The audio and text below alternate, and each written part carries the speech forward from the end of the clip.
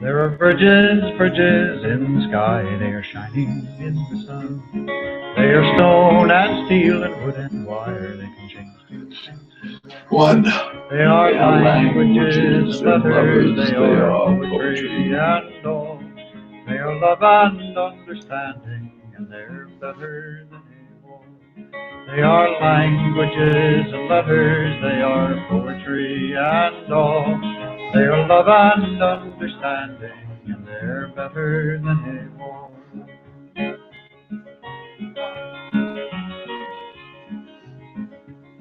There are canyons, they are yawning in the night.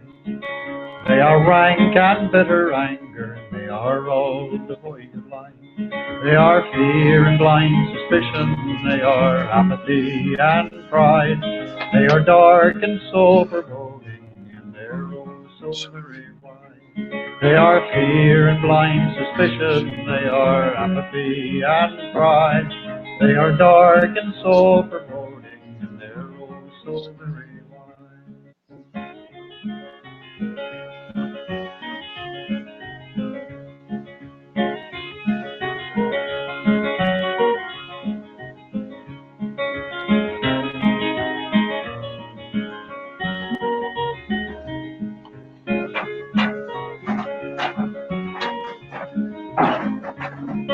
Let us build a bridge of music, and let us cross it with a song. Let us span another canyon, and let us write another song. Oh, and if someone should ask us where we're off and bound today, we will tell them building bridges and be off And on our way.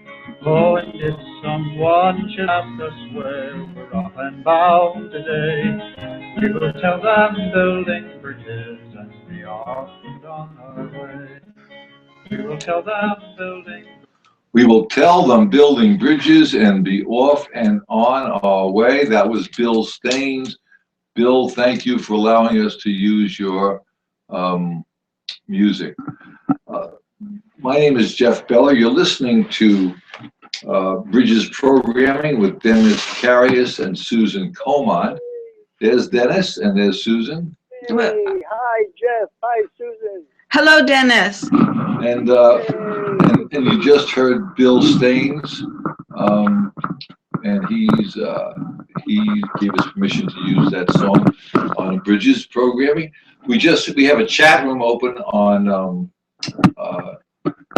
Blog Talk Radio, which was slowly, I think we like Blog Talk because it has a good following, but that's audio, and we're moving to video as well. Not that we're interestingly enough to look at, but it'll be YouTube, and it seems to be an easier platform to work for us. And all of our programming is going to be eventually moved over with other programmers onto Google, onto Hangouts online, Hangouts on air. Well, it's all on bridgesprogramming.com. Right, and it's all on Bridges, and everything is always on bridgesprogramming.com. The phone number to call in on, which you get Blog Talk when you do that, but we can take your calls, is 347-215-6731. Dennis can probably bring that up again in the middle of the show somewhere. This is a 2-hour program. We do 4 segments. Every half hour we play a piece of music. One will be by Alien Folklife, who gave us permission to use their stuff. Joan Cosby and Paul Mercer. Let's see. It's going to be Hot Dog Heaven. And then the Foothills Trio gave us permission to use We the People. And We All Eat French Fries by Kim Wallach. And we'll close with the Energy Song written for us by Alien Folklife, Paul Mercer and Bill Cosby. Okay, Susan set up the program today, and we've been looking at what's going on with Pope Francis. And we've also did other programs, about the HREM. This is sponsored by the Human Renewable Energy Measure, theherm.org, the HREM.org, and you can find that online. And we also, of course, that's just a concept that we've been working with for several years now. And the programming is Bridges Programming, and you can do any humanitarian show on that. And the other thing I want to bring out is that well, there's a new program that we have, a new programmer. We have a new programmer called, and he's not calling it the Bucky Show, but It's about Buckminster it's Fuller. about Buckminster Fuller. And our programmer is Stephen Seiden. He's written quite a number of books about Buckminster Fuller. Right. And so he's a really good speaker, very knowledgeable about Buckminster Fuller.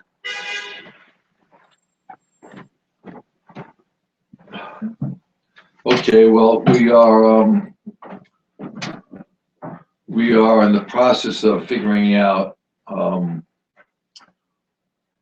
what the commonality is between Buckminster Fuller and Pope Francis. So it's sort of an interesting thing.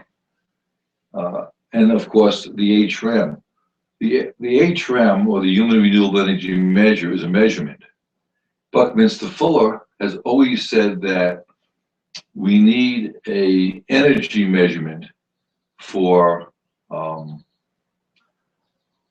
how we measure humanity's economic system. Now, the Pope is saying there's something radically wrong with our economic system. Now, all of a sudden, we get all this stuff together. And when we do that, when we do that, it sort of shows that we're really on the right track with what we're doing. So what stuff are you talking about? The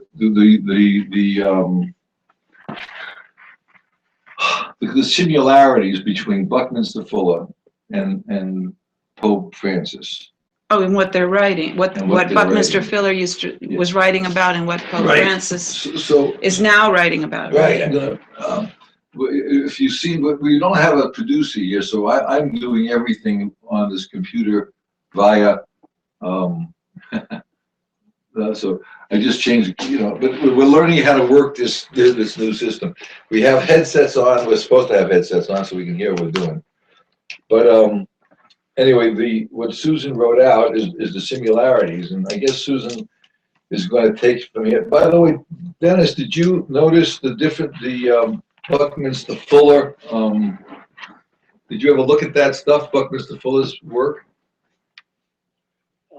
No, I know the stuff from Pope Francis very well, but I'm learning from you and Susan about Buckminster Fuller. Well, Buckminster Fuller wrote a book, and I think you would enjoy it because you're always talking about outer space, right? Oh, yes, right. Well, Buckminster Fuller wrote a book about 30 years ago called The Operating Manual for Spaceship Earth. And he considers that, well, he's considering that we are, in fact, running we're in the galaxy, right? We're not, the Earth is not the center of the galaxy, right? Right. I would say not at all. No. Okay, so that's what he's saying. He says if you want to go on a spaceship, the reality is we're on a spaceship. So if we're on a spaceship, which is Earth. Right. Earth is the spaceship. And we're a species. And the sun is our supply ship. And we get all our energy, all our supplies from the sun. And the moon is the gravitational thing that holds us all to the planet. Right. Otherwise we'd float out into space. Right. And that's what keeps our atmosphere and our water and everything going smoothly. So the two other things that control us is the moon and the sun. But we are on a spaceship, and if we choose to damage our spaceship, which is the Earth, and we destroy the water, that's our supply line, and we destroy the atmosphere, and we destroy the ground to give us, so the sun can't let the energy that it's supplying to us give us the food we need, then we have a big problem. And that's what Buckminster Fuller's, he's got a manual for that. That's what this book. And that's what this is. And let's see here. It's that, not very thick, very, very excellent introduction to all of his other writings, which were a huge amount of writing that Buckminster Fuller did. And most of the books are fat, like this one. And this one's supposed, yes, Dennis? Does it give the year when it was written? Yes, 1970. That's interesting. And yeah. Before you start reading. Oh, I'm not going to read. Don't worry. Okay. This is very interesting to me. I mentioned before, like if actually, we are just free. Well, go ahead. The copyright is 1969, but okay. No, yeah. That's very okay. I thought this would interest you, Dennis, because you know you are always, your mind takes you out into the universe quite frequently, because you would like to travel, but look, we're already doing that. We're already traveling together in our spaceship Earth, according to Buckminster Fuller, and I agree with him. And we're traveling in space, and we're in orbit around our sun with other planets. So you got your wish. You're out there already, Dennis. You're in the spaceship. You're in a spaceship, yes. And we're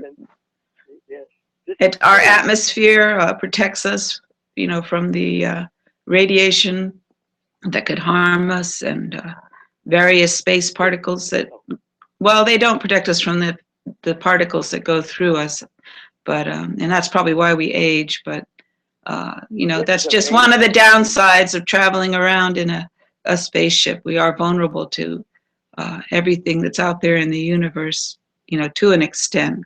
Earth can't protect us entirely. Now, go ahead, Dennis. Yeah, go ahead. No, I was just going to say the difference between million and billion. There are 400 billion stars just in our galaxy, in the Milky Way galaxy. 400 billion, just like the sun is just one of those 400 billion stars with planets going around the sun. There's planets. Now we are detecting now, we're getting smarter. NASA can detect there are planets going around those other stars out there. So not just 400 billion stars in our Milky Way galaxy, there's 100 billion galaxies, not million, 100 billion galaxies out there. So there's a very good chance that there's life beyond Earth in the universe, but it is so large, and it does take time. You know, you can't go faster than the speed of light.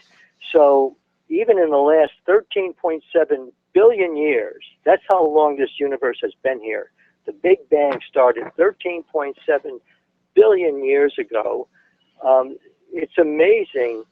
Like, we think we're the only creatures, you know, in the universe, but there's a lot of people. I think there's a lot of creatures out there, and some could be much smarter than us. They could have visited us thousands of years ago and even went above orangutans and chimps and, you know, apes. They could have actually created human beings on this planet. So yeah, I know that that's that's a theory. Dennis, you're going off into, you could have, and this may have, and what that does, when you do that, Dennis, you're going off into a cul-de-sac that can be argued with. Well, Buckminster Fuller doesn't do that. He says we have to focus on what is happening right here on Earth and how we have to keep on learning right now, because we're too stupid. And I think that mainstream media has influenced a lot of the people who are very smart to go into these huge numbers of planets and other species and what happened here before. Take your eye off of planet Earth. Take your eye off the ball. The question I'm asking you is, why are we killing people? And if we're so damn smart to measure how many billions of planets there are and all this other stuff, why in the world are we still killing people? Why are we just depleting? An answer. Yeah, well, you're going to say, yeah, you're going to, oh no, I'm going to give you the word. The word you're going to come up with is greed. But the problem is the reason why you're coming up with that word, again, mainstream media gives you something else to talk about that can't be straightened out. The only way to straighten greed out would be to eliminate the problem of the economic system, because we've been trained for 5,000 years, Right. according to the Pope and according to Buchminster Fuller and according to the HRM, to compete with each other. to compete And with to one believe another. that there's scarcity of natural resources that are necessary for survival.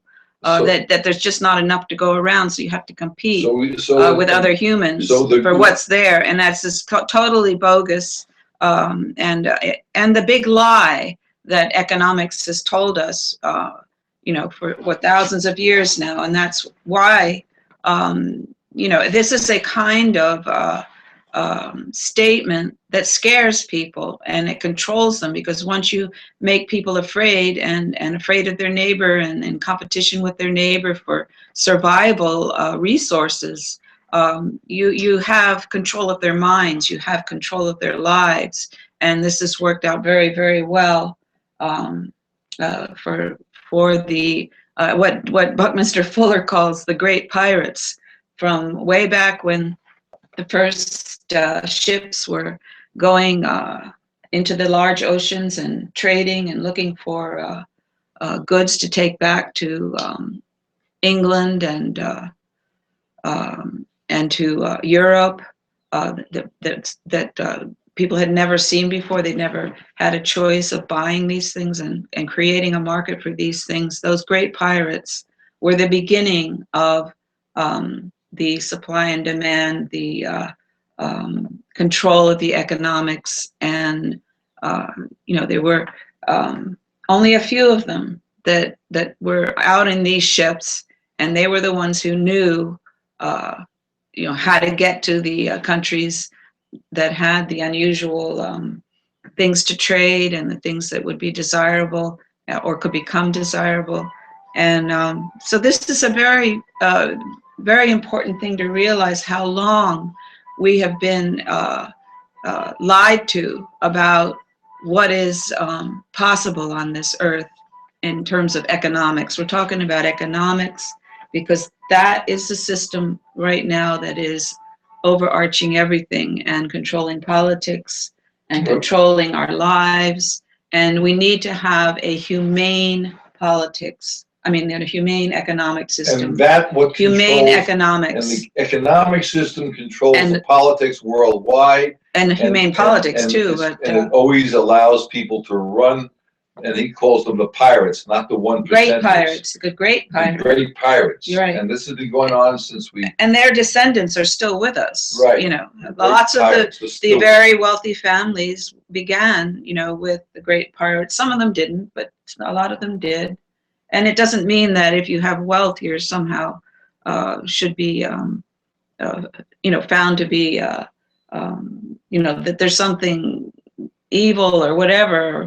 That's not the point we're making. The point we're making is that only a few people can prosper in the kind of economics that we practice today.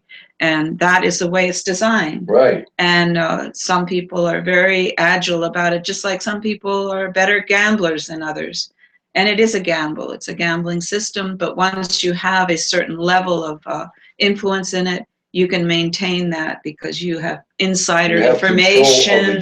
You have control of the game with your money. You can control the politics. You can control the laws. You can control what is essential. It's like playing Monopoly, and once you have control, of all the property, right, and I can tell you another story. The game is over, right? I can tell you another story that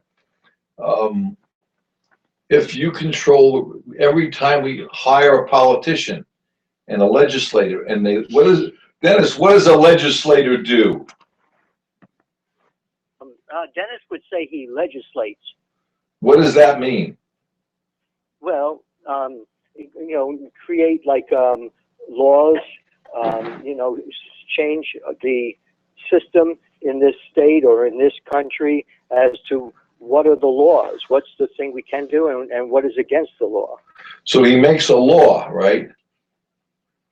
Yes, I think that's a good example, yes. Okay, so he makes the law that benefits humanity. Well, he should. No, but he I'm not saying does. they all do. Right, but they're making the law, but they're writing the rule of law that benefits the economic system. So that means they could, like they're making corporations, which are not people, they're making laws that benefit the economic system. And they call it rule of law. Is that correct? That's very interesting. Yes, because we were told in the 1830s that it's only going to last until very rich people can buy and pay for 99%. Okay, of no, but we know that was correct. We know whatever that guy Dutopia said, that we have a constitution that wants to do something, but it's contrived. It was built by fat old white men who didn't want any black people or Jews or non-owners of land or women to vote unless they owned property. And they came over from England, and they had good ideas or good thoughts, but the reality is they didn't want to lose their power and control. So they set up they wrote a constitution, and then they said in that constitution that first of all, they tried to get the 13 colonies together, not because they're important, because they really wanted to control the 13 colonies for the economic reasons. Now, the reason why we actually had the Revolutionary War was not because we wanted to get away from Britain. It's because Britain and France had treaties with the Indians, so we couldn't cross their lands. And George Washington and the people who wanted to be theoretically free from England was not about the Tea Party. It was about making our own country so they can break the treaty with the Indians to get the slaves and take over and fight the Indians. And that's what this whole thing was about. And then you had in case you didn't know that, if the more you get into it and study it, the other thing you're getting from mainstream media is nonsense. The system was set up. George Washington, Dennis, was the biggest landholder in the United States. Did you know that at one time? Well, he was a professional surveyor. That's what his profession was when he came to the United States. Did you know that? And that's what he was doing. He was surveying. Before they made him a general, he was the biggest landholder in New York, in the United States. Wow, that's interesting. Remember, way before him, Christopher Columbus came over here. He was the first one to settle in the New World. I would say he was the biggest landholder when he landed in the New World, because we're being told that Native Americans owned no land. They didn't own that land. Well, no one should. Okay. But that's what Bucky says. No human being has the right to own land. We're just custodians of the land. And actually, you don't really own land now. It's the illusion that you own land, Dennis. You own a house, right? But you're paying taxes. Are you paying taxes on that house? Yes. So you're really renting it. Are you paying the maintenance on that house? Yes. And when you die, can you take the house with you? I was told no. Right. So therefore, we're custodians of the. If you're an Egyptian, you can take it with you back in the day. And you may be able but you had to be royalty. To your children if you had children, or leave it to somebody else. But the reality is that we're just here on a visit, and if we keep on hoarding things, we're going to eventually have a big problem. Anyway. Well, we're also ruining the planet. Well, that's the other. You're not really ruining the planet. You're ruining our, as Buckminster Fuller would say, our system that keeps us alive. Well, the human component is the human component, and other creatures, that we impact, right? But Earth will regenerate always and create new life forms from what's left. That's clear. We saw that happen with the great dinosaurs. They disappeared for various reasons that scientists have told us. Whether they're right or wrong, still we have no dinosaurs now. We don't know, what happened, because nobody can go back in time yet. So, what happened? Dinosaurs are gone. Whatever creatures were able to survive the the event that occurred, they became dominant, and we were descendant from some of those mammals that were small and able to take refuge and survive. So that's what happens. This will happen again and again.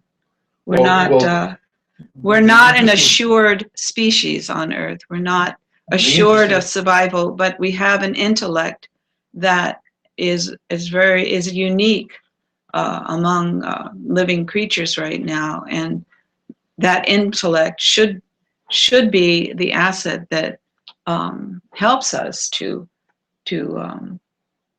make possible our future on this planet, to survive into the future.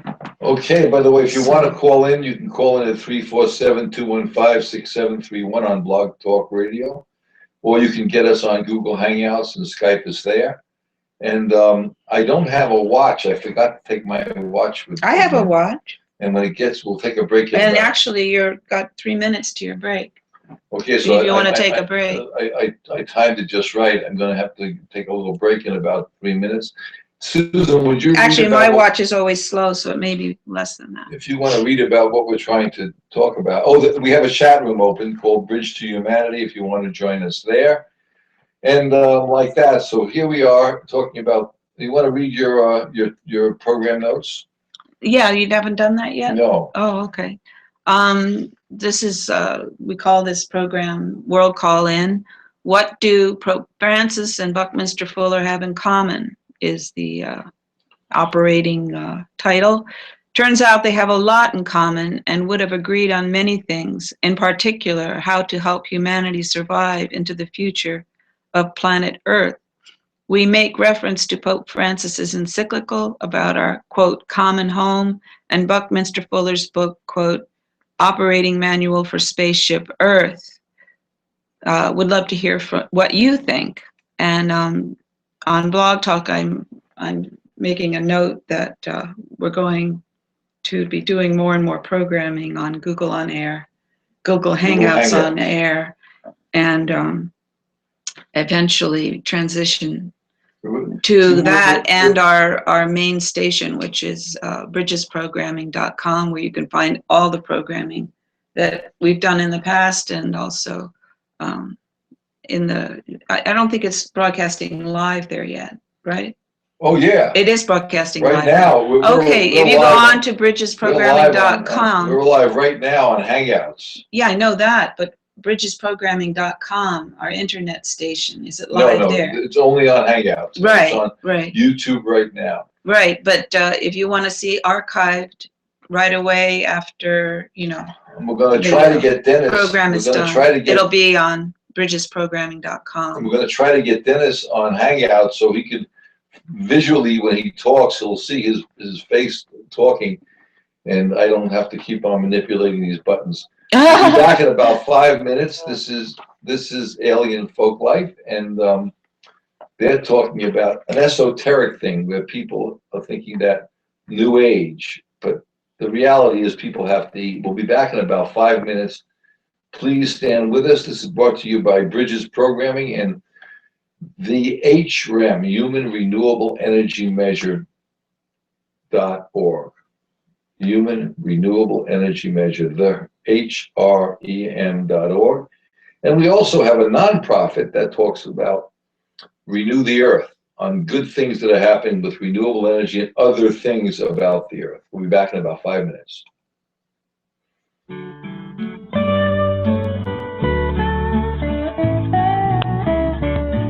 I'm an ordinary New Age guy with 3 kids and a wife, looking for the answers to the mysteries of life.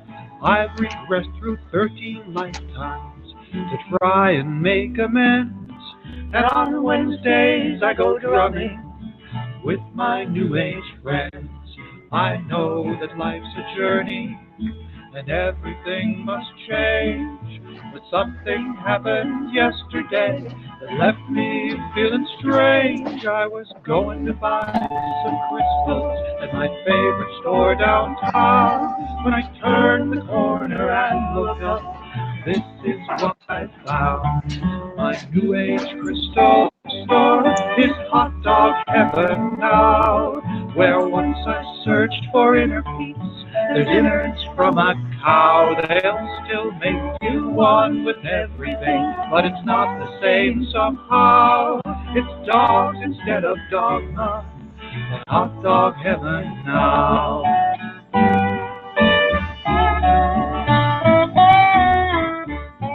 My inner child was angry.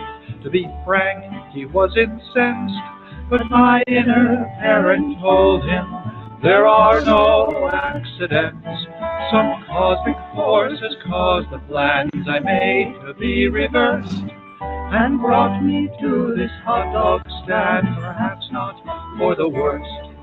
Before I gave up eating meat, I'd buy 'em by the dozen. But what if in a former life this hot dog was my cousin? Joseph Campbell said, where your bliss leads you ought to follow. A double-foot-long chili dog is awful hard to swallow. My New Age crystal bookstore is hot dog heaven now. Where once I searched for inner peace, there's innards from a cow. They'll still make you one with everything, but it's not the same somehow. It's munching and not eating at hot dog heaven now. This whole thing got me thinking, and I know it's kind of hard, but if there's a hot dog heaven, could there be a hot dog God? Are the streets all paved with mustard in that holy hot dog land? Does Oscar Mayer guard the gate with a wiener in each hand? And if there's a hot dog heaven, is there a tofu bell where carnivores run screaming when they hear the dinner bell? Some questions we can't answer, and perhaps we shouldn't try. But as that neon Frank lights up the night, I sit and wonder why. My New Age crystal bookstore is hot dog heaven now. Where once I searched for inner peace, there's innards from a cow. They'll still make you one with everything, but it's not the same somehow. It's kraut instead of crystals at hot dog heaven now. Pepsi, not recovery. onion rings, not earrings. Trash cans and not ash brands at hot dog heaven now. Okay, that was Alien Folk Life with Hot Dog Heaven, and we are back here with Bridget's programming.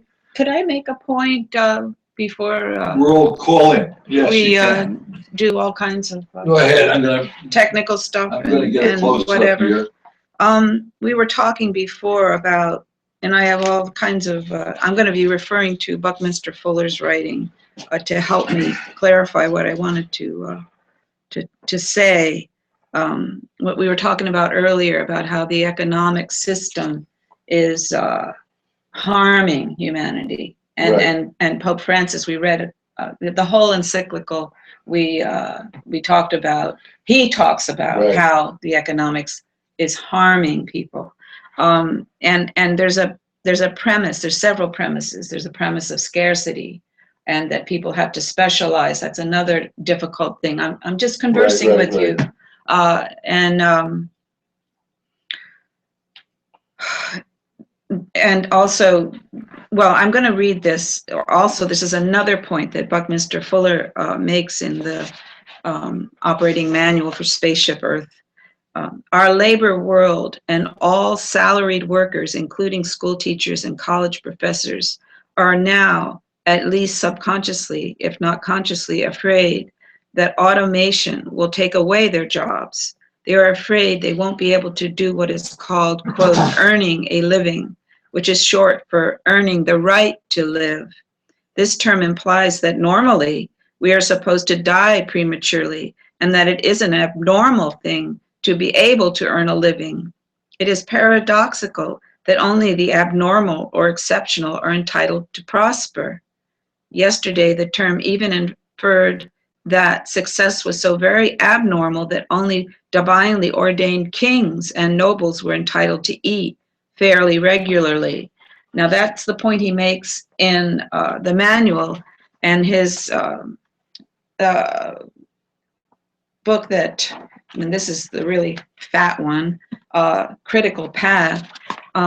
He makes he fleshes out all of his ideas, at length, but and very well written, beautifully written. He's saying, but here's how he takes that theme a little further.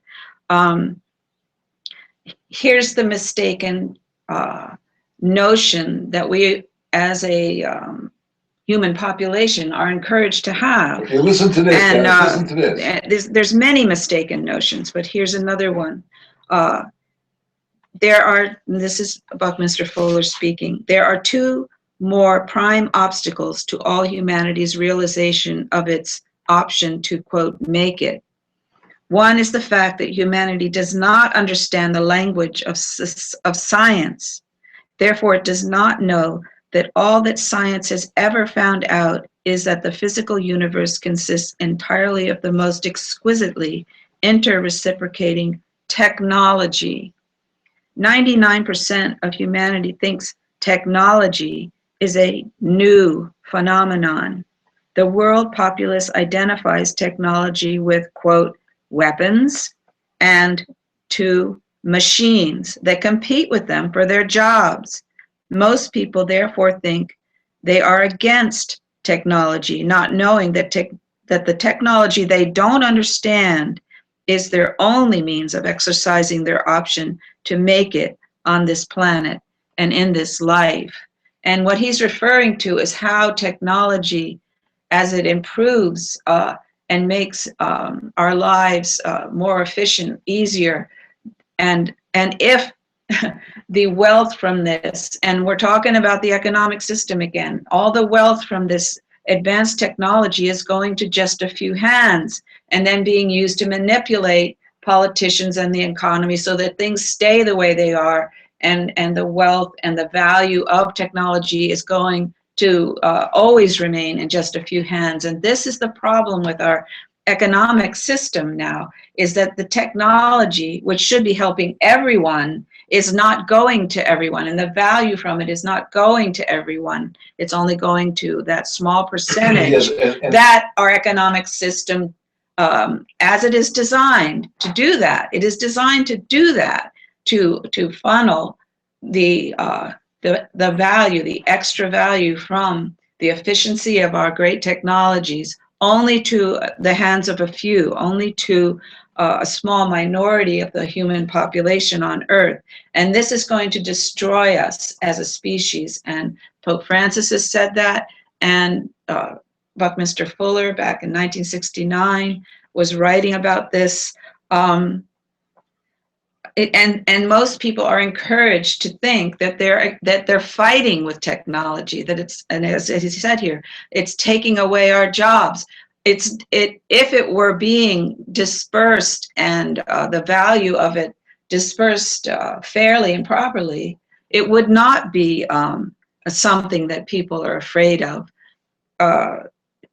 Technology is coming from our main gift that we have, our intellect, that we are able to create these things, and in observing nature, we're able to understand certain interactions that nature has been doing for billions of years, and synthesize these into technologies that make life simpler and more efficient and more convenient. Right, so that people aren't working in slavery, but we're still working in slavery. So these technologies are not, the value from them is not being dispersed. I want to clarify this for Dennis. Dennis, we call the 1%ers the greedy people, where Buckminster Fuller says just 1% from the very beginning of society, they were very smart people who learned how to run the ships, and they became pirates. Oh, And he calls them the great pirates. Well, to this day, the 1%ers are still the great pirates, and they're playing the economic game. And what they did is when they went to the new countries, or the countries they conquered, they told the people there, if you see somebody very smart, get a hold of him, and we're going to put him to work for us and use his brains to help. We'll give them a degree. Another aspect of that was we're going to make sure that they become a specialist. And by specializing this very intelligent person, they're making into the future the possibility that the intellectuals will not be able to interact very effectively with each other because they're all specialists, right. And they're all, but they will then consult with the king about what they know, and then the king would then parlay this to the great pirate, and then he puts it all together in his brain and decides, okay, what moves to make. And that's why we can't get the Occupy groups in today's world. Most people are specialists now that are very intelligent. They co-opt it. That's what de Tocqueville, what's that guy's name, Dennis? De Tocqueville. What's it? De Tocqueville. Yeah, right. Well, he was saying the same thing, but it's going to be taken over. But okay, so what are you going to do about it? He recognizes the same thing, that we don't have an answer. Well, the answer is, according to Buckminster Fuller, he says we have to use an energy measurement for everything, and that's what we've been saying. I can go into a description on that later, but let me just finish flesh out the second. He's saying there are two prime obstacles, and the one prime obstacle is that people are being encouraged not to understand science or to understand that the technology that we have is our best hope for survival on this planet.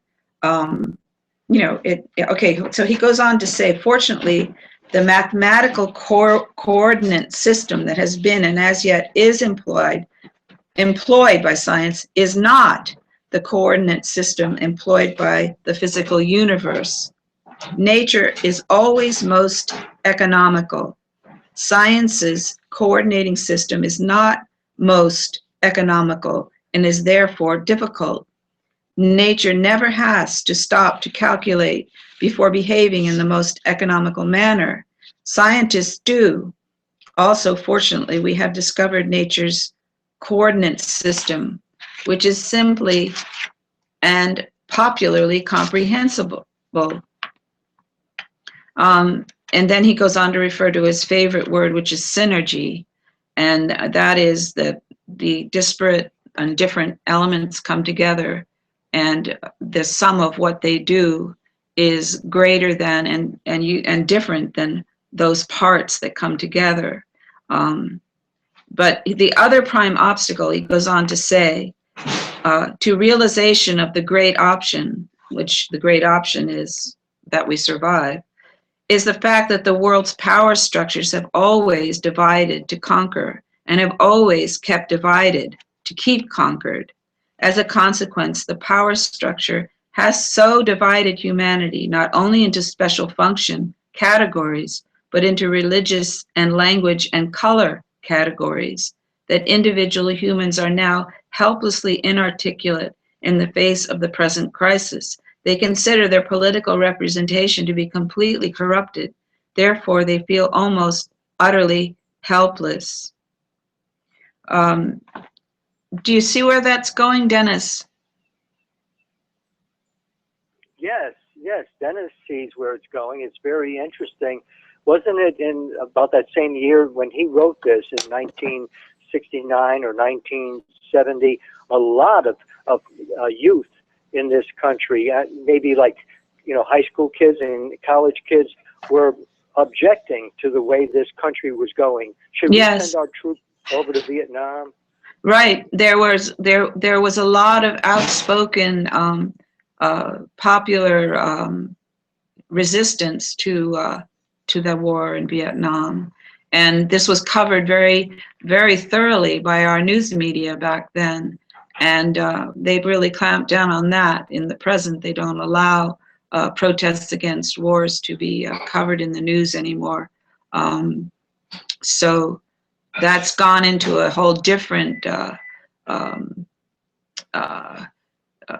type of reporting, which can be on the internet, and the kind of things that we're doing with internet stations, where you try to get it's harder to get, but it's and then you have to sift through it and make up your own mind, and that's what's important. People need to make up their own minds and not be told what to think, and not take that as their directive, because somebody on a news program is reading something to you from a script that was written by some committee that owns the radio station, and they've decided what news that you should hear each day, and it always is the same themes. The same themes are shared throughout all the popular news medias, the radio, TV, and it's not hard to figure that out if you listen to these outlets regularly. You can see the patterns. But in fact, now we were talking about this just last week about Greece, and that's the big thing. That's the big topic. They're trying to make an example of Greece, and saying, they're behaving badly, these Greek people. It was just ridiculous. It's not true. Their government is behaving badly and colluding with the economic system. And this is what we're saying, that, when you try to do something different within our economic system, you get punished. And they're showing us how other countries are going to be punished by the economic system if they don't cooperate. And actually, we got a really good article on the email from the Thomas Greco, his Beyond Money post. Greek government surrenders. Now it's up to the people to save themselves. That's right. The government is under the control of the economic system. Of course it's going to surrender. I was telling that to Gary yesterday. Right. He was saying, what do you think about what's going on in Greece? I'm saying the trouble with Greece is they want to back out of the economic system. Right. But their government is controlled by the as Dennis would say, the 1%ers. The great pirates. And they're gonna punish their people for getting out. Mm-hmm. But the reality is that the economic system is so corrupt and it's so bad that we've got a big problem with if they weren't so corrupt, then the Greece would be fine getting out of the economic system and getting away from the IMF, which is the International Monetary Fund. I want Dennis to get into the conversation. I was just talking with Dennis. Oh yeah, but I'm just saying that. Did you understand about Bucky Fuller? Yes, we just talked about that. Yeah, I was telling Susan back then when he was writing this in 1969 and 1970, a lot of us baby boomers were just getting to that age when you're out of high school and you're going into college. You're getting so smart. You're not greedy. At that point in time, there's a lot of baby boomers in this country who were just getting very smart, and they didn't have a dependence on foreign oil and all this stuff. So they were just saying, well, why are we sending our troops over to Vietnam? Why should we do this? It was like so many people in this country were just waking up. And then, of course, we started going in a bad direction. But that was a very interesting part in time where I remember being out there with friends. And that a lot of that had to do with that the news media was willing to cover all this, to cover these different reactions to the war, and to cover the demonstrations, and to but this is not the case anymore. You now are not allowed to have in the well, we were talking about this. You had didn't hear it, but we only have. You don't get onto the main outlets of the news unless your message is vetted by whatever committee is running the news organization. But And that I want to committee, take umbrage. I want to take, I guess, umbrage of the word with Dennis is the trouble and what the main media is trying to portray is that as a species, we are very, very smart. And what you just said mimics the mainstream media, Dennis, that we were getting very smart, or we became very smart. so we need to be dumbed down. So but the fact of the matter is, the mainstream media or the mainstream is dumbing us down because they don't want us to get very smart. Yeah, and they want to control the information that we are considering, and that's what they're doing very, very carefully and now. They make us think about outer space and about how many well, planets there are, One of and the about other well, life no, on the what sea. they're trying to make us think about now is Greece and what's happening to Greece. Greece And it's important to understand why and they're Iraq focusing. and Iran. They're talking about. I mean, Right. they're talking about that they have to disarm. They're not telling you about why they want to arm or why they want to disarm. They're just saying they want to kill people, but that's not the case. The reason why they want to kill people is because we're killing them and their children. That's the problem here. I mean, I can give you a very good example. Just in today's news, where our president was saying that in Iran, that we are going to, how did he say it? Barack Obama today it just was talking about what's going on in Iran, and he's saying we're not going to be letting them have a nuclear weapon because over there in the Middle East, we cannot have nuclear weapons out there. Well, this is what mainstream media is not telling us, is that you wouldn't believe how many nuclear weapons we sent to a country over there. It's called Israel. Okay, so but that's whoa, Dennis, you're under the misconception that Israel is a separate country. No, Israel is a arm of the United States to control the oil.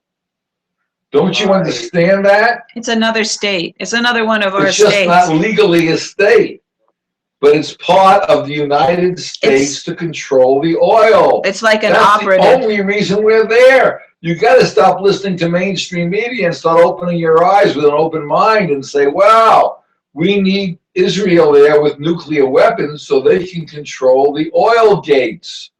Otherwise, if we don't have Israel there, who's going to control the oil? Right. Then they don't want, of course, they don't want other countries to arm themselves in defense. Don't think that Israel's a separate country, ever. It's part of us, and that's why we created them in the 40s, to make sure we're controlling the oil with nuclear weapons. So what is the story with Saudi Arabia? I'm sure they have their own nuclear weapons. No, they don't? No. How do you know? Because I mean, they're wealthy enough to do it and smart enough. We give the weaponry to Saudi Arabia, but we give them just enough so they can protect themselves to a degree, but not against Israel.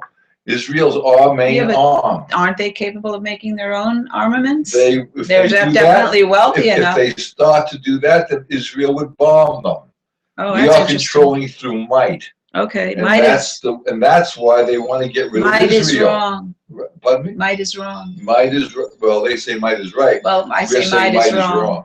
I'm going to go back to the Greek thing because we were talking about. What's that? I'm sorry, Susan. Before you go back to the Greek thing, do you remember last year at the Gaza Strip, which is right on the ocean there? I shouldn't say ocean, the Mediterranean Sea.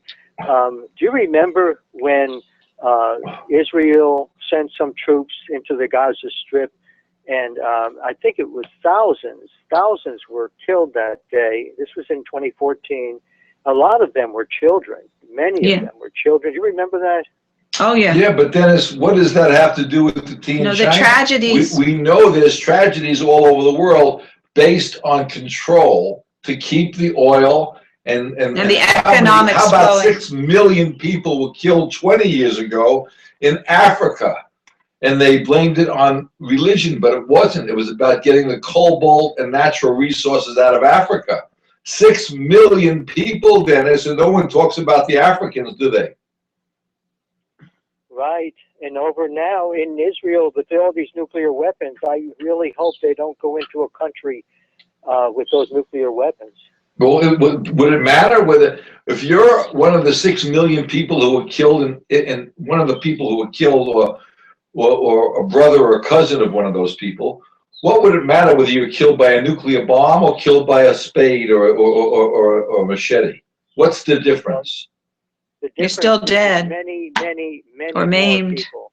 But if you're just one, then what are we going to do about it? I would want to stop. So it's not just my town, but my city or my country getting bombed. I would want to stop that. Well, how are you going to do that unless you change the economic system? Well, one thing is, if we don't want Iran to have one nuclear weapon, maybe we should keep some of these other countries like Israel from having all these nuclear weapons. Well, okay, why do you want to do that? Well, the purpose of this is not to keep on making laws and getting caught up in the cul-de-sac. The purpose is to change the economic system so we don't have to have wars. Okay, may I jump in here? Because that's what we're dealing with the Greek situation. I'm just going to read a couple of quotes. Go ahead. And I would like to get your reaction. Okay, we have to take a break. No. Oh, are you taking a break then? No. First talk about that, and we'll come back. All right. I wanted you to hear these quotes and not be distracted. Good. Okay. Now, this is from Thomas Greco's blog, which is called Beyond Money. And this is a post that he did today, I assume, because we just got it. Okay, after 6 months of negotiations, and that it's in quotes, the Greek government has surrendered to the demands of the powers that be. In an interview that was conducted shortly after his resignation, but prior to the deal just conducted between the Greek government and the European institutions, former Greek finance minister Yanis Varoufakis,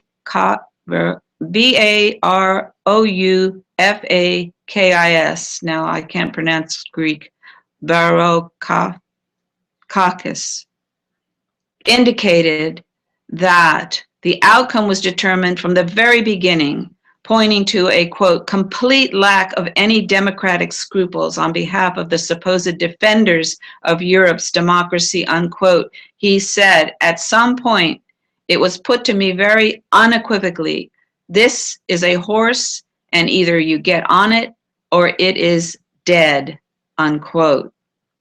I mean, it's an interesting way to put it. And then he goes on to say, he's controlled by the economic system. Right. He says, nothing shocks me these days. Our Eurozone is a very inhospitable place for decent people. And then he goes, there are more to this, but they're trapping the people who are the majority of citizens in Greece into paying this debt that their government colluded with the economic system to create. Gary yesterday, I said, Gary, the problem is that the politicians are in the pockets of the same thing in the United his States. title, Thomas Greco's title to this, post is Greek government surrenders. Now it's up to the people to save themselves. Now, how in the world are they going to save themselves? We need a measure. Go back to all they can do is protest until the military is brought out, and then that's the end of that. So,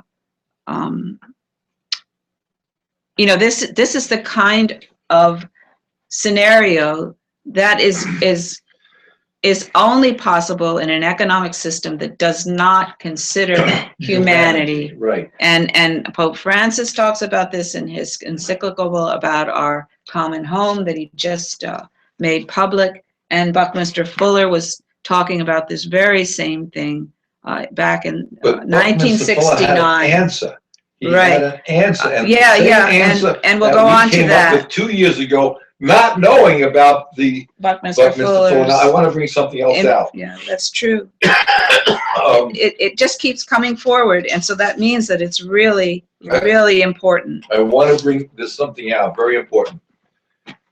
We didn't know about Buckminster Fuller and his spaceship, the manual for Spaceship Earth or whatever.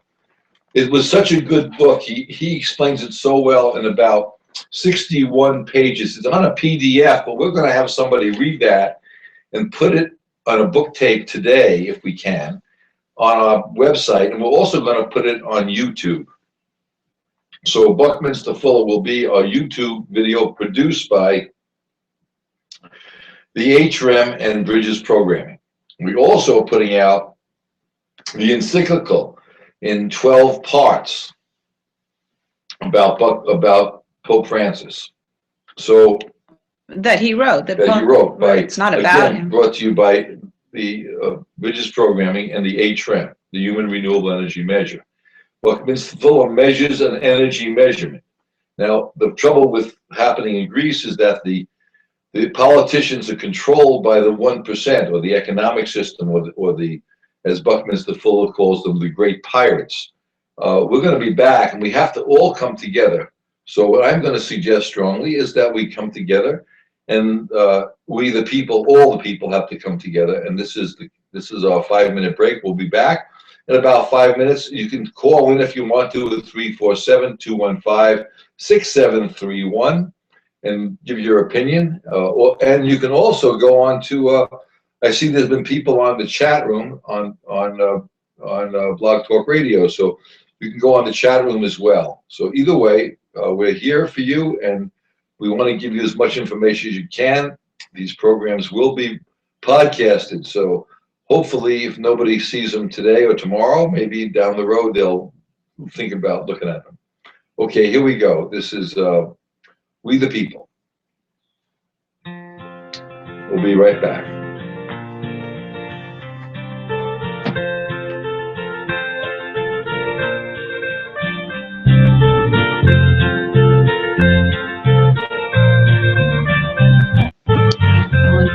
First Jubilee of recent. We the people, hand in hand. We the people understand that there's an answer, there's a way. We the people have to say, so send the orders to prepare. That we the people do declare, send the good news, send the word. We the people will be heard. We the people everywhere. There's a message in the air, and it's moving across the land. And if you listen, you can hear it well, my friend. We know the time has come to take our heads out of the sand, 'cause if we don't, the chance might never come again. The future is in reason, not building waves of war, and the time has come for reason to be heard. The purpose of the people, what this declaration for, is why our fathers told us word for word, let it be heard.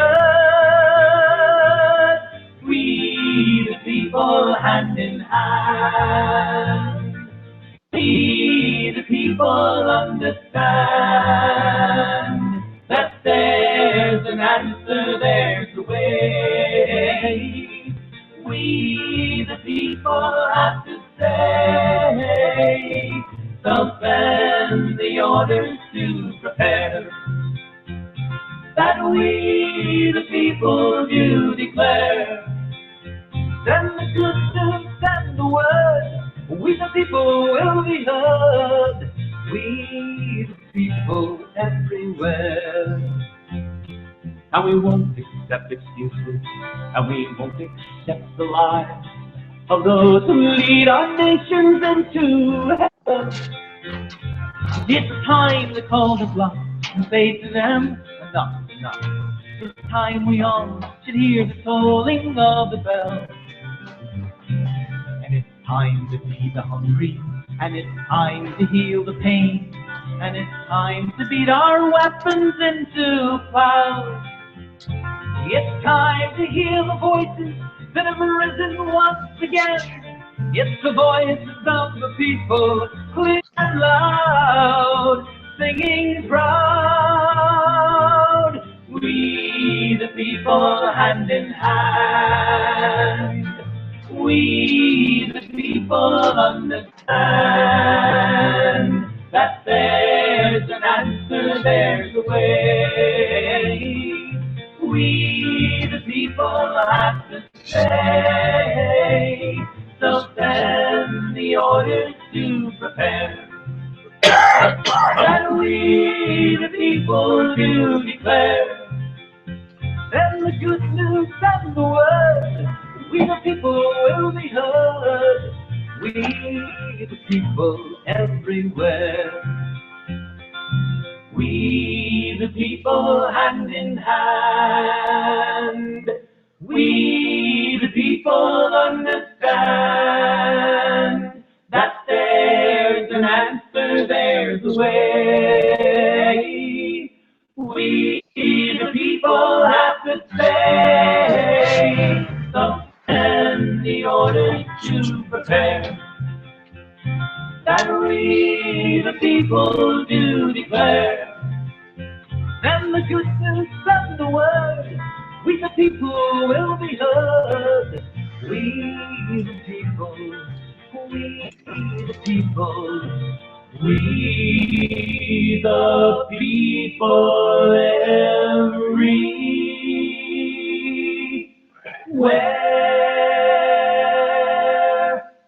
Well, we're back here. This is Bridges Programming. This is Wednesday World Call In. If you choose to do that, you're welcome. We don't talk about local politics. We talk about world politics and what's wrong with the world. Ellen Brown, you said, put something out recently, Susan? Yeah, there's a new post today on her blog. This is all about Greece, and it talks about Iran and Iraq and about Israel and about Africa. These things are happening all over the world, and it's being controlled by the political system, which is being mainly controlled by the economic system. This is her Web of Debt blog. Okay. Ellen Brown has her own blog, like Greco has his blog, Beyond Money. But in her title of this article, and it was, yeah, well, actually, this was posted on the 14th, which was yesterday. How Greek debt can be annulled, and it's Grexit. I don't know what she means by Greek exit.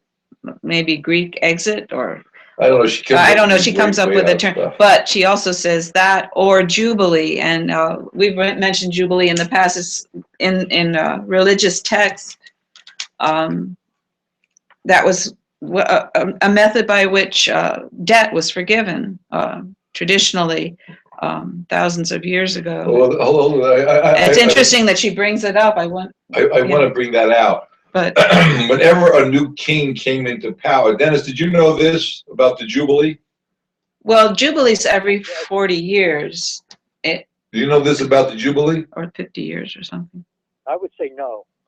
Okay, well, a Jubilee, from what we're learning about all this, like everybody else. That's the religious reference. Then there was another one that you're going to talk about. Yes. That's not named Jubilee. Okay. It's when a new leader would come in, he would reward people for hiring him, and he said, okay, all your debts are forgiven, and everybody cheers, and that's great. And that was a way to bind people to him and make him, their hero, and blah, blah, blah. Worldwide bailout. But then also in religious texts. No, he had a worldwide bailout. Yeah, he bailed out the whole country, right. everybody, and everybody starts at zero.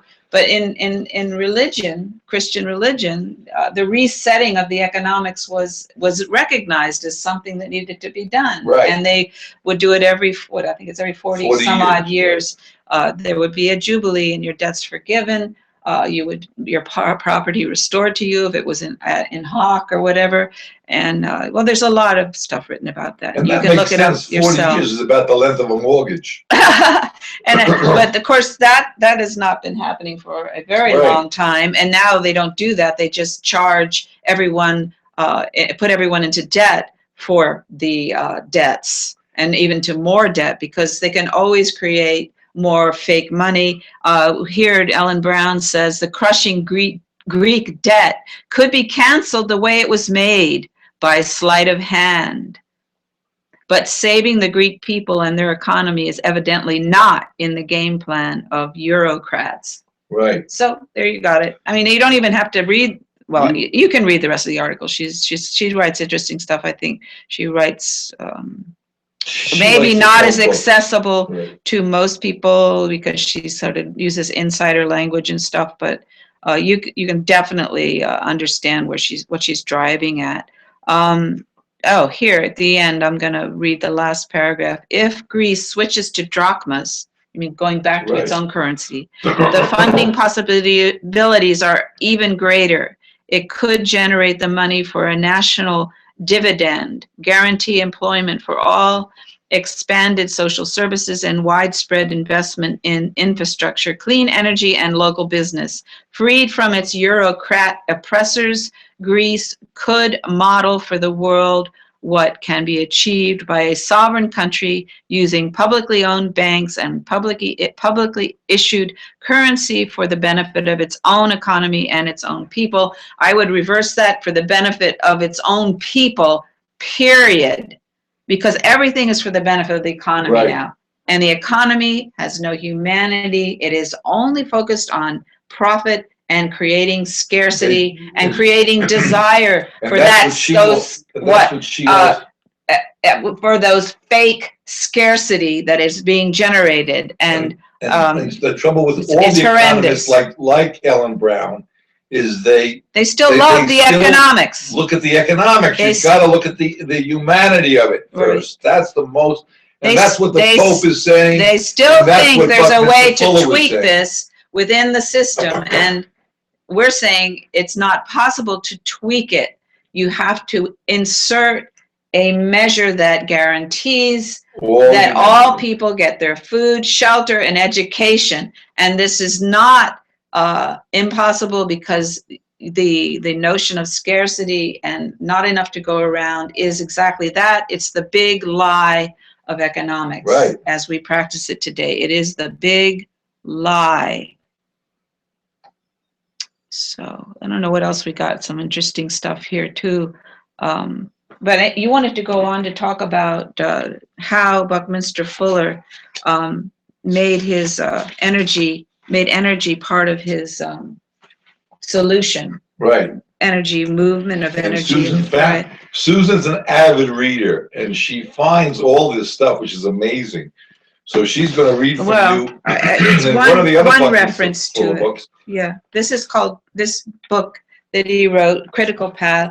And actually, the reason why I repeat this is I talk loud and Susan talks slow, and I want to make sure that her message gets out and make sure you're heard. Well, what we're trying to get out is Buckminster Fuller's message, which was, and this is amazing, because all Jeff and I really understood about Buckminster Fuller until recently was that he was an architect and an extraordinary inventor, and but his main thrust of his whole life was humanitarian, and all of his writing it's very clear that everything he was doing was trying to help people to survive with dignity on this planet, and that there's enough for everyone. Yeah, we're looking forward to having Steve on the program. Steve inside and do his Buckminster Fuller programs, and the first one should be posted on bridgesprogramming.com shortly. We'll let you know, and then we'll as put soon it on as YouTube. we know. It'll be on YouTube as well. Our hardworking technician Levi is going as fast as he can. We need to get some more help here, but we're working on that. Because we have more ideas than we have help, and that's the problem. We're going to be putting the encyclical on that Levi's working on to get the video work on it, and then we're going to be putting on Bucky's book, the manual for Spaceship Earth. That's 41 pages, but we'll have that in, you'll be able to listen to it online, and maybe even read it. We're not sure. Well, you can always read it online, but going to have it read maybe today if the person who said they're coming comes to read it. So these are all some of the things that we're doing. Now, be prepared. The language of Pope Francis in his encyclical about our common home is very accessible and very easy to read, and very clear, simple language. Buckminster Fuller is using a different kind of technique when he expresses his ideas in English. He has very long sentences that are sometimes a paragraph or more long. He invents some words, very creative in that way, but he's very, very clear also. And once you get used to the way he's expressing himself, it just takes a little bit of adjustment. When I read some of these excerpts, I'm sure you can get the idea of what I'm talking about. I'm just going to read. He felt, and he died about 1983, and he could see the effect already of computers and how they could, be what he called unbiased problem solvers. But of course, you got to be careful who's putting the information into by the way, computer. Jacques Fisco. So that's an issue too. I wanted to tell you something. Jacques Fisco says the same thing, that computers. I think he read Buckminster Fuller. And I'm saying the same thing. Right. We're trying to bring this idea forward. Renewable measurement, a computer can easily synthesize figure out the economics to fit, in other words, the currency to fit the energy unit that we're using worldwide. So we need a worldwide energy unit, and then a cross-section of computer people worldwide would figure out the correlation, so no human being goes hungry. And I think that takes away, it takes out of the hands of the pirates, as Buckminster calls them. The great pirates. The great pirates, or the 1% of the greedy people, as Dennis calls them. Right. It takes that out of the hands of those people who said that we're going to have more. They can't make any human being suffer for food, shelter, and education for a minimal amount of time for working. Right. It's that simple. Okay, go ahead. I'm going to, in the way, this is in his words, the computer's politically unbiased problem solving. So he understood that, there could be ways of corrupting the information that goes into a computer, and then giving it, the computer only certain information that some entity would prefer. But, if it were possible to have politically unbiased information going into a computer, then that computer would have the best opportunity of sifting through all the varied stuff and coming up with a suggestion about what would be the best, route to take. So he was in this part of the book, and it's important to read what he's read before, but I'm sure it's not impossible to see where he's going. I therefore predict that before the end of the 1980s, and unfortunately he was ahead of the game because it hasn't happened yet, the computer's politically unbiased problem-solving prestige will have brought about the world's completely integrated electrical energy network grid. This world electric grid, with its omni-integrated advantage, will deliver its electric energy anywhere to anyone, at any one time, at one common rate. This will make possible a world-around uniform costing and pricing system for all goods and services based realistically on the time-energy metabolic accounting system of universe. And he felt that this time energy metabolic accounting system was possible to start identifying through the unbiased problem solving of computers. And so he's referring to a world around electric grid, with the electricity access and developed from sustainable renewable sources, Right. which he makes the point of earlier. In this cosmically uniform common energy value system for all humanity, costing will be expressed in kilowatt hours, watt hours, and watt seconds of work. So he's very, very close to what we express about the human energy renewable measure, which we came up with without reading his work at all, because, as I said earlier, we were unaware that he was even writing about humanitarian issues. So one of our jobs is going to be to get the Pope's encyclical out, and most people may read some of that because of their belief system and religion. And then, of course, Buchminster Fuller is something that Dennis would be interested in, because he's talking about outer space all the time. and now you can see the manual to Spaceship Earth by Buckminster Fuller. Now, just to see how close the idea of the human renewable energy measure and Buckminster Fuller's expression about costing expressed in kilowatt hours, watt hours, and watt seconds of work. He's talking about the work done by electrical energy and human access to it, and converting their efforts and amplifying their efforts, because they have universal access to electrical energy.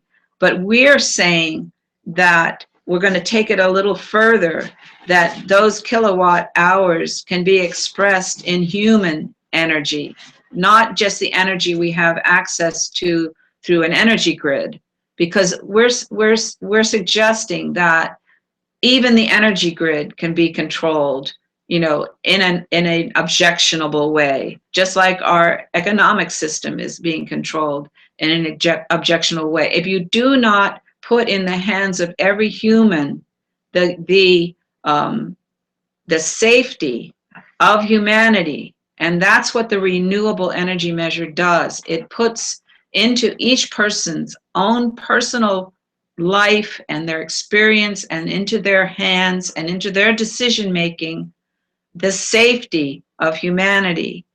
So it's our human renewable energy that is the buck stops here, essentially. It is the 0 point. That is where everything has to come back to. That is the source. All human beings. And that is the source that needs to be expressed in our economics. And that is what we're asserting. All humanity. Energy is the key, and human renewable energy is the key in our economic system for our economics to function toward survival, toward all life survival. Because once humans feel comfortable in their survival, they look around and they say, wow, this is a beautiful day. Wow, what's that animal doing over there? What are those plants? The curiosity arises, the time to think is possible, and every person has a gift to release in this earth. And if they're not, and most of these gifts are not being released, because people are required from the moment they can work to work for a living. And as Buckminster said, what is this saying? You cannot be born on this earth and have a right to life. That's what it is saying. What we're trying to say is that just an hour or two of work per working individual, it should be enough to assure their food, shelter, and education, because there is no such thing as not being able to provide for our population, and our population is not too great, even at this point, for everyone to have food, shelter, and education worldwide. So that's an assertion that's not popular, but it's something to definitely consider, and we hope you will consider it. Okay, I want to ask Dennis after that comment. Dennis, are you there? I want to ask you a question. Dennis, The question I'd like to ask you is, when you were working a job, you theoretically had to work 40 hours a week, is that right? Right. And then you had to, of course, you had to have your meals, and you had to take a shower, and you had to, so you had to work a lot more than actual 40 hours a week just to stay alive when you were working your job, is that right? Right. And you really didn't have the time to do what you do today. You didn't have the time to take a walk on the roads, the streets, and observe nature, because you were pretty busy working, right? Well, as you said, it was up to 40 hours or more a week, yes. Right, but right now you feel very secure because you have Social Security and you have pensions and you have more free time, is that right? Well, I was very happy that we, as baby boomers, we were paying into Social No, Security. no. I'm just asking you a question. Well, you don't want to answer. Now that you have free time, you feel secure because you've got the income that you paid into. Let's put it that way, right? Well, I feel secure. That's interesting. And then I was secure when Bill Clinton was in there, but then he was replaced by Bush and Cheney, and they say they're going to privatize Social Security. Yeah, but when you're getting off into a cul-de-sac of the politics, that's good, because the politics that's being controlled by the economics. And what I'm trying to bring out is that because of the way things worked way back when you and I were working to make a living, unquote, and we put money into Social Security that was not privatized, that the government, we put money into a savings account that the government sort of mandated, that we now have the freedom as older people who can't work as much to take a walk down the roads that we live on and look at the birds and enjoy our life until we die. That's the point I'm bringing out, where if you go to a country that they're making them work 60 and 80 and 90 hours a week just to stay alive, and then we keep on hurting them with our economic system, they don't have the same feeling we have. Is that right? Well, they don't have the option of retiring. Is that what? Right. So go ahead. Well, I mean, they're very underpaid. Like if they're over in China and they're getting, $5 an hour or something, our country, at least the upper 1% or the upper 1/10 of 1%, wants those people to come over from China here, so they can get paid for, $5 an hour or something. Well, pal, about a penny an hour. Well, they would prefer that, yes. Well, let me ask you a question. If their basic needs were met, right? In other words, if everybody worked 1 hour a day, no matter where they were, and their education, food, and shelter was met for that 1 hour a day, no matter what, they're not getting paid any money. Their basic needs are met for 1 hour a day. Then, if they want to work more, they can work for a penny an hour or $1,000 an hour. It really wouldn't matter. That would be up to the individual, wouldn't it? Right. So they could set their own terms. They can set their own terms as an individual. A true free market, right? And with a true free, and no one can dictate to them to work for $5 an hour, or $1,000 an hour, or a penny an hour. Because you could say, I don't want to work for you. I'm going to work 1 hour a day for whoever I can find work with. And 1 hour a day will afford me my basic needs met. If you want me to work for you more, I will only work for you if I get paid what I feel as though I'm worth, or I will not work. Yeah, I'll do something else with my time, like Right. invent something, or go for a walk, or raise my children, or Like take care of my I'm looking for a aging mechanic parents, or whatever. to work on my boat. I can't find a mechanic. I call up, I can't get a mechanic. I'm looking for someone to help me cut my grass and pull woods out, pull logs out of the woods, just the dead wood that's down. But it's very hard to find people to do that. And I'm getting too old to do it myself, so I got to find some young people, but it's very hard to find them. Because there's just no way you can afford to pay them because of the way the system is set up, and there's no reason for them to work because they're killing themselves trying to make a living. So I can't get someone who wants to just come over and work a little bit every day and get their basic needs met. It'd be great if I can get someone for an hour or two a day, but I need someone who knows what they're doing. And it's very hard to find that. Anyway, just point of information. Well, I think too that even the young people who are still in high school or something like that, they're being encouraged to become specialists. Right. And we have a neighbor who doesn't want their kid to be a laborer. They want to put him through college so they can work less hours. He can be a specialist. If they're going to have a $200,000 loan when they get out, that's amazing. Anyway, just point. Well, the system is still the same. Yeah. Go ahead, that's Dennis. Interesting what you just said, because it was very close to the topic that I was bringing up earlier. So what did you say about what they tell these kids when they're 18, 19, 20 years old and they're out of high school and they're going into college? That's when they start learning how to become rich. And that's why I said when baby boomers were just about that age of like 18 years old, it's before they were taught in college or whatever, before they were taught by their parents to be greedy. Those kids then said, wow, this is something, I can't believe what's going on over in the Middle East. I can't believe what they want us to go over into what was that, the war in we just talked about it in the 70s there. Oh, you mean the Vietnam War? Yeah, exactly, right. And they were protesting. They were in their late teens or early 20s, protesting like, why should we be sending our troops over to Vietnam?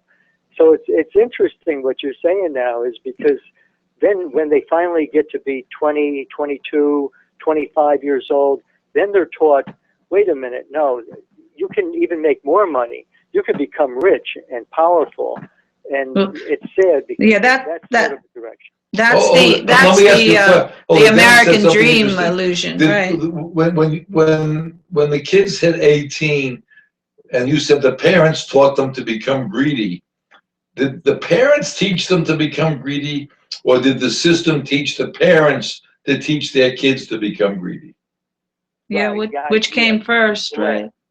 Right. Okay, so the parents have already been brainwashed. The parents were brainwashed to make as much as they can for as little as they can put out. Buy stocks and bonds, and when you buy stocks and bonds, you can make money on money, therefore you don't have to work. That's the problem. And that's another problem with the word work, is work. If you have to, let me ask you a question, Dennis. If you take care of your cats or your dog or your children, is that considered work? If I take care of them? Yeah. Well, I think my pet would say so, yes. No, but the pet can't talk. But would you consider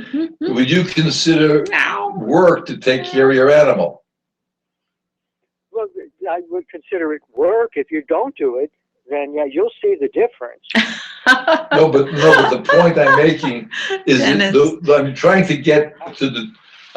to get to determine the name of work. Taking care of your animal. The definition of work. That would be considered work. Well, I think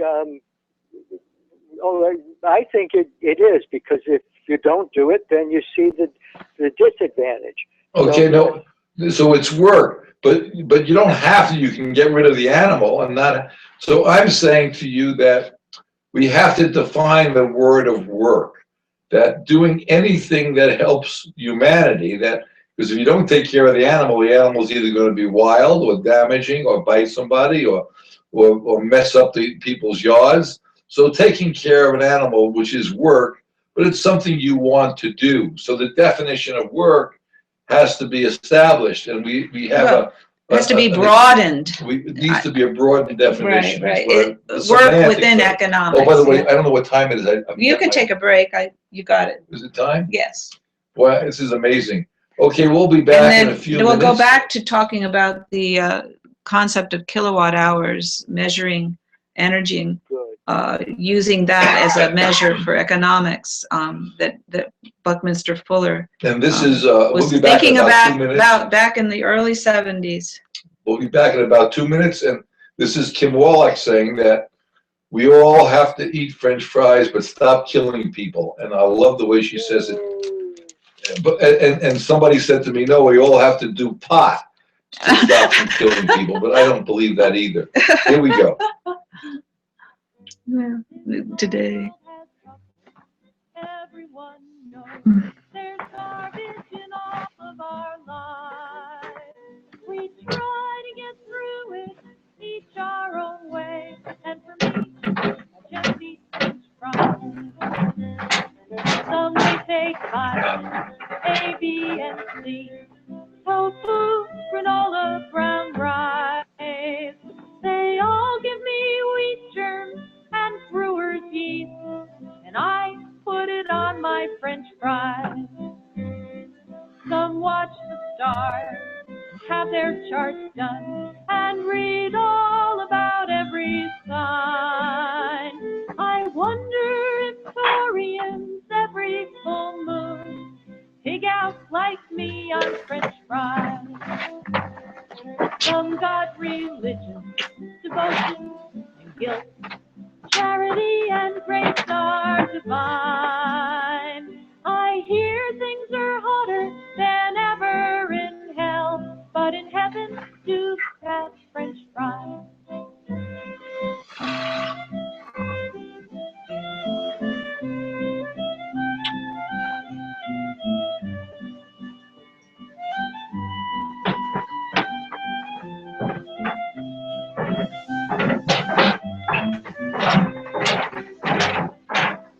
Say the army, the bombs and the guns will one day save all of our lives.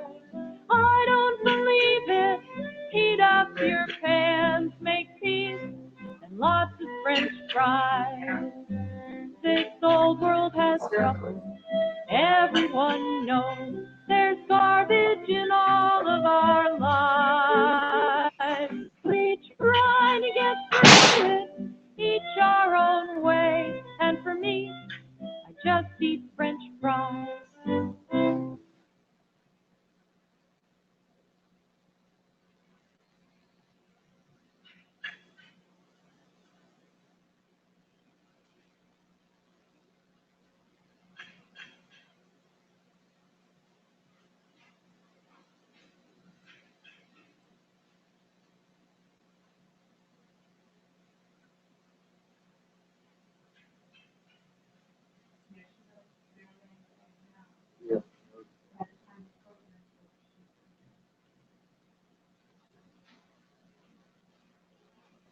Could do is we can let her out, but we get this song's over by now.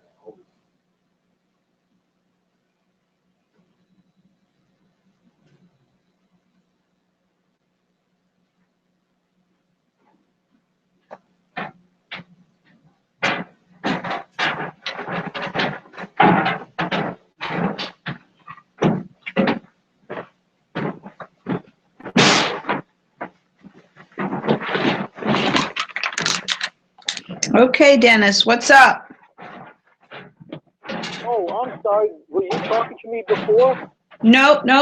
I'm coming back now after the break, and I just was making sure you hadn't fallen asleep there at the wheel, like we. No, that's why I'm asking. I'm step aside for a minute, but were you trying to talk to me before? No, don't worry. I wanted to return to the concept We try to do a 2-hour program. We have to take breaks about every half an hour, and there are phone calls that we have to check on. And we do 6 hours of programming a week, but we invite anybody to do more programming on our stuff.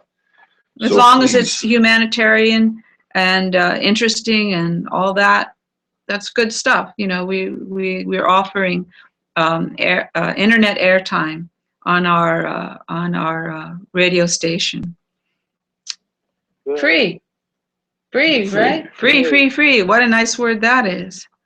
But I'm going to go back to kilowatt hours that Buckminster Fuller was talking about. And he goes on to say kilowatt hours. And he's talking about, you know, the energy that he foresaw everybody having access to, the electrical energy, and that he wanted to base essentially economics on that. And then he goes on to say kilowatt hours will become the prime criteria of costing the production of the complex of metabolic involvements per each function or item. So then he goes on to say, I know that's a little hard to take in. These uniform energy valuations will replace all the world's wildly intervarying opinion gambled upon top power system manipulatable monetary systems. The time energy world accounting system will do away with all the inequities now occurring in regard to the arbitrary maneuverable international shipping of goods and the top economic power structures banker invented international balance of trade accountings. It will eliminate all the tricky banking and securities markets exploitations of all the around the world time zone activity differences in operation today, all unbeknownst to the at all times 2 billion humans who are sleeping. So he envisioned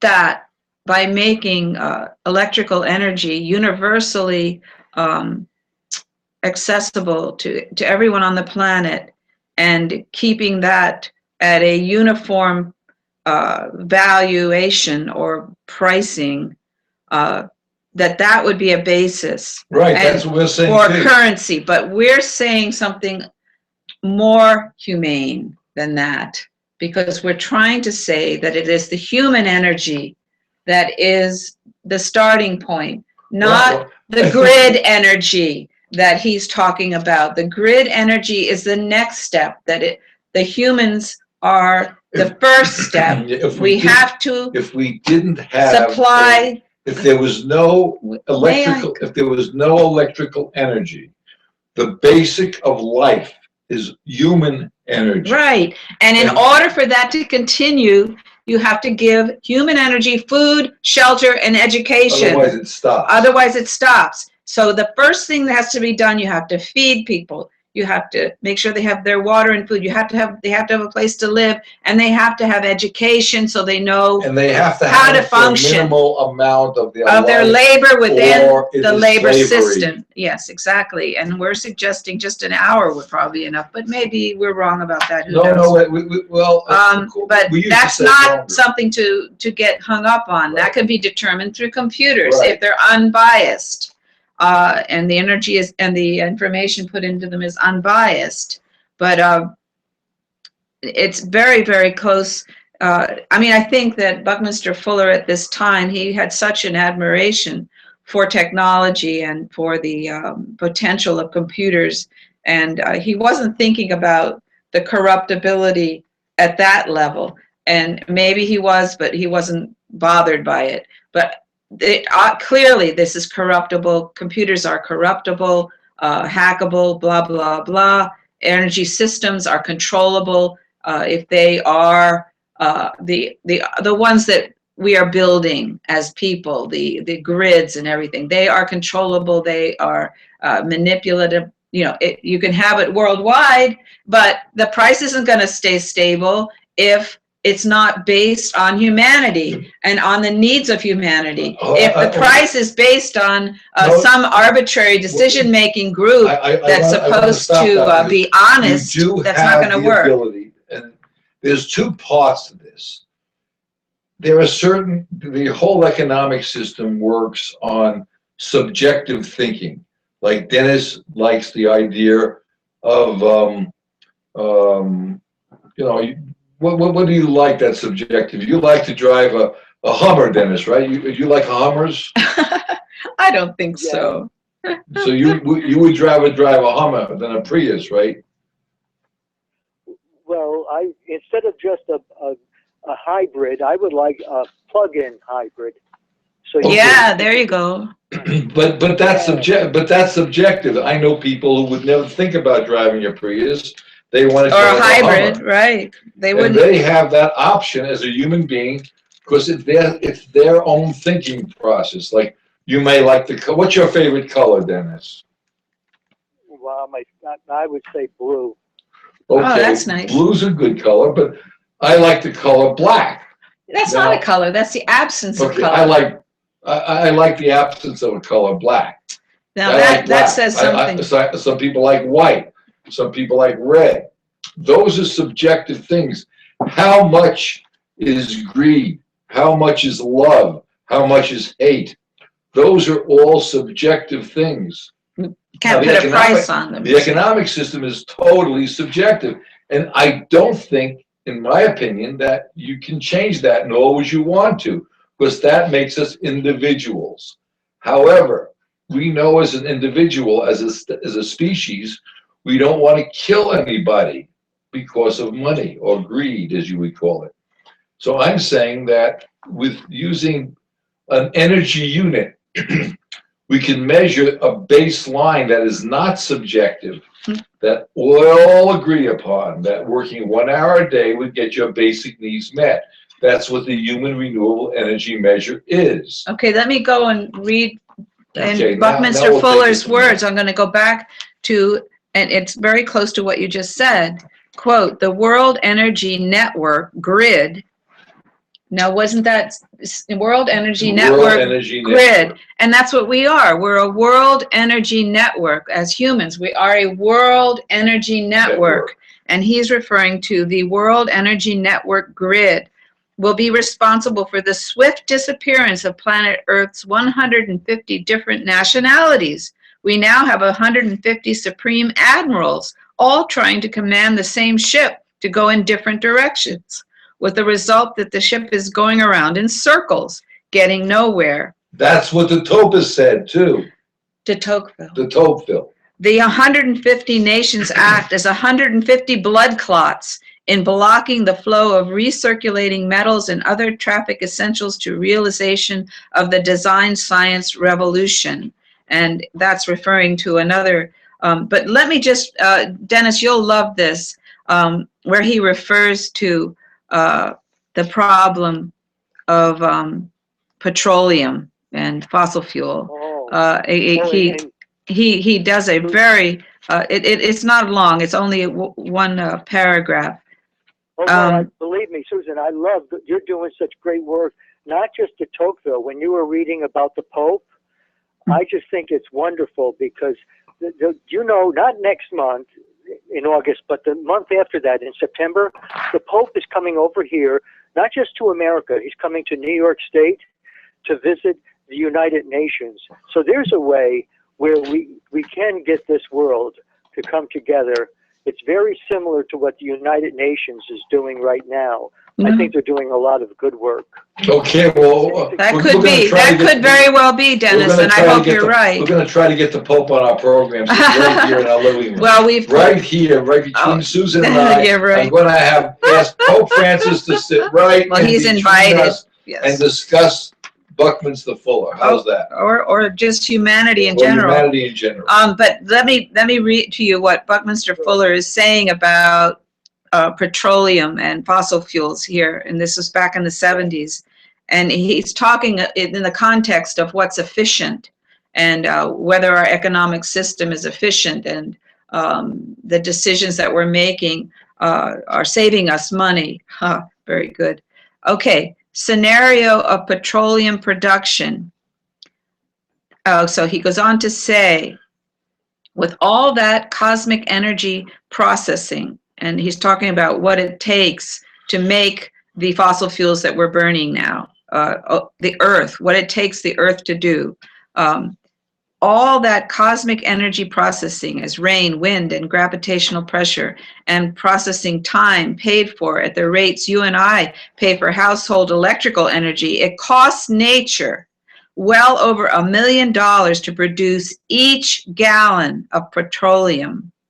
To say, quote, I didn't know that, unquote, doesn't alter the inexorable energy accounting of eternally regenerative, 100% efficient, ergo 100% concerned physical energy universe. We find all the no life support, wealth producing people going to their 1980 jobs in their cars or buses, spending trillions of dollars worth of petroleum daily to get to their no wealth producing jobs. It doesn't take a computer to tell you that it will save both universe and humanity trillions of dollars a day to pay them handsomely to stay at home. So that's where we're talking. We can say everyone's got to work for about an hour a day to keep the economy flowing, to keep the humanity flowing, not the economic system for the very wealthy, or you, as you call it, for the greedy. It has to be determined what real wealth is, right, and what activities are really producing wealth. And that's a part of basing our economics on the zero, which is human needs, which are basically food, shelter, and for education. 1 hour a day. For their contribution into the work economic system, that we have. That's all we've got right now. It can get a lot better once the paradigm is shifted from scarcity and profit to survival of humanity on Earth and the other creatures and nature. Let me just imagine how this would be. Dennis, if you were living in, let's suppose you're living in a town and nobody really had to worry about insurance or taxes or anything. Everybody goes out and they work in their local gardens to produce food. And a few people work in some factories to keep the machineries running, to build our cars locally, to produce renewable energy. Everybody works about an hour, or 2 or 3 a day, depending upon what they want. And we start working locally and keeping the money in the communities, and then we put in whatever we need to do to make sure all needs are met for every community everywhere in the world. Only 1 hour a day would suffice that if we didn't have to worry about the armies or taxes to pay the armies or police departments or legal work or income tax returns or the nonsense of pushing paper back and forth to stay alive. I mean, you realize how much time we spend paying bills that aren't relevant to life. Mm-hmm. I must spend 4 hours a day of my life, and I'm retired, just taking care of paperwork that is unnecessary. And so does everybody. How many people go to work to push papers back and forth, to answer phones that don't really need to be answered? I mean, supposing you had somebody working 1 day a week to produce music, and they can distribute that music, and each one spend an hour a day answering the phones, really answering the phones, not machines, not trying to push you off to another person, just actually really doing some work and answering the phones and helping other people. Then the next person takes that 1 hour spot. There's 7 billion people on the planet. If each one worked 1 hour a day, that would be more than enough to take care of all basic needs met. If you just do basic needs and not pay the pirates or the 1% of population that you call greedy, wouldn't that work? Can I let Buckminster Fuller have the last word, because he goes on to say, after making the point that it costs nature well over $1 million to produce each gallon of petroleum. So we should be paying people to stay at home if they're just going to jobs that are non-wealth producing. He goes on to say, history's political and economic power structures have always fearfully abhorred quote, idle people as potential troublemakers. Yet nature never abhors seemingly idle trees, grass, snails, coral reefs, and clouds in the sky. One would hope that at-home staying humans will start thinking, quote, what was it that I was thinking about when they told me I had to, quote, earn my living, unquote, doing what someone else has decided needed to be done? What do I see that needs to be done that nobody else is attending to?